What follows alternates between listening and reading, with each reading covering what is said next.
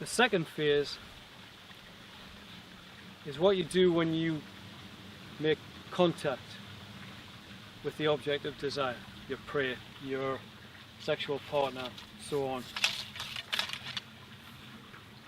Because the first time you make contact with something, we don't know whether it's safe.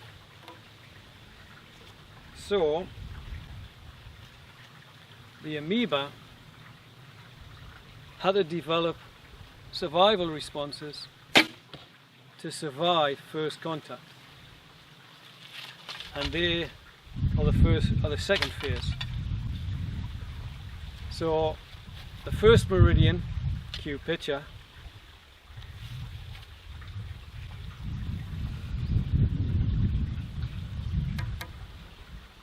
shows where the meridians run, where they begin.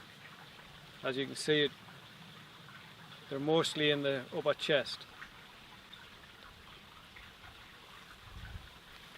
The first one in the sequence of the 4 phases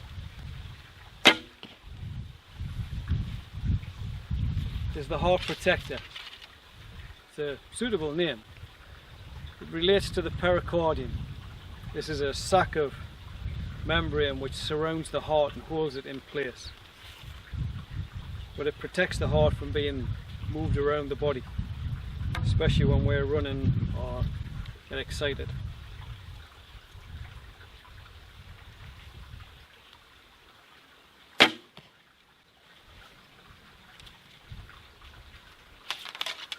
And it judges whether it's safe on first contact.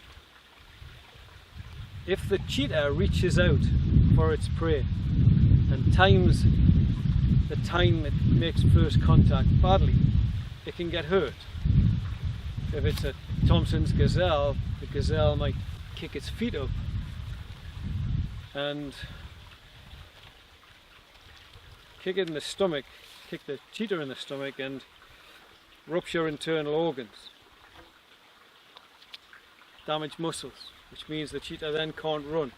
The cheetah can't run, can't hunt, doesn't eat.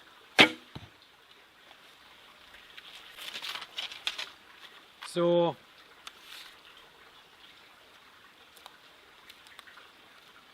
the cheetah has to time making first contact. Is it safe to make contact? When it makes contact, is it safe? If this isn't what the cheetah does, then the danger is that the cheetah gets hurt and it dies. So the cheetah tries to time its connection, first contact, with its prey, so that the legs are back, like so.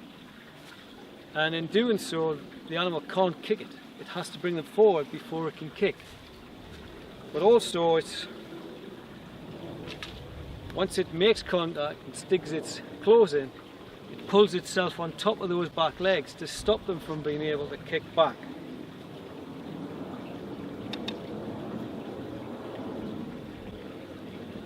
It is the lung which judges whether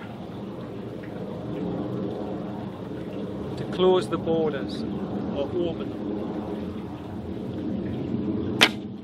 For the cheetah, this is drawing it in, drawing the prey to its chest.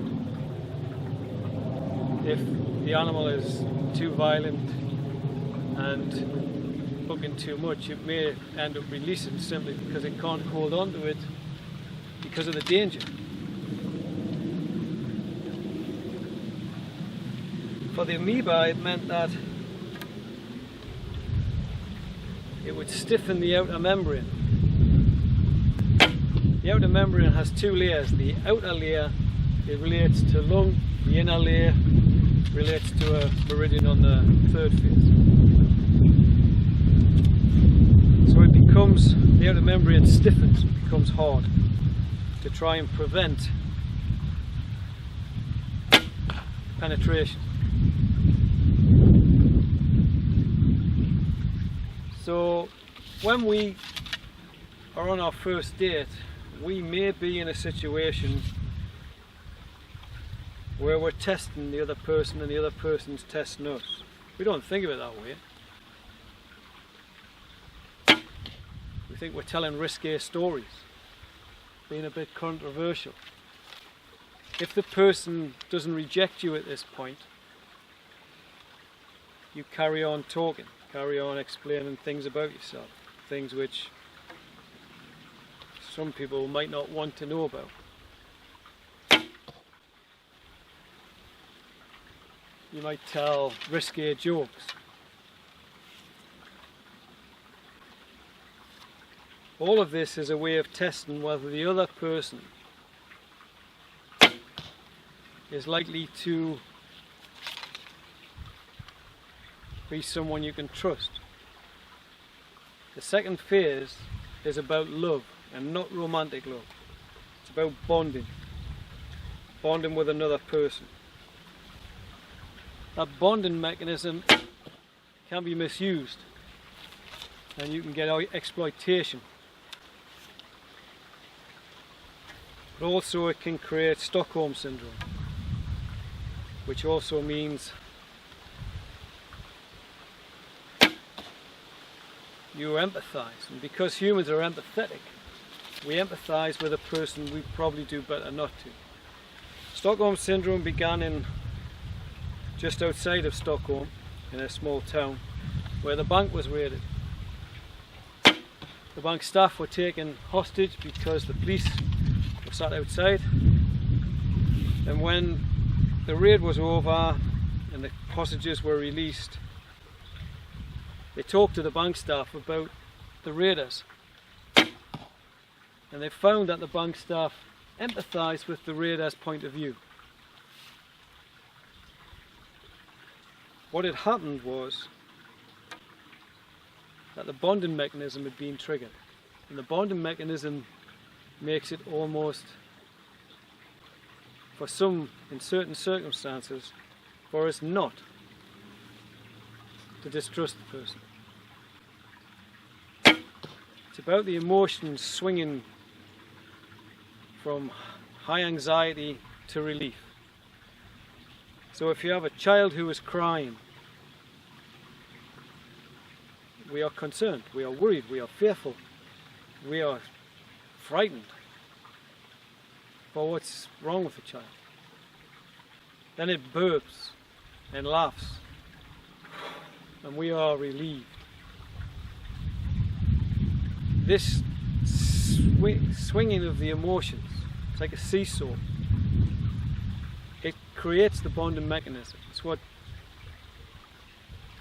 relationships started with stress. Stay together when there's stress. People bond better.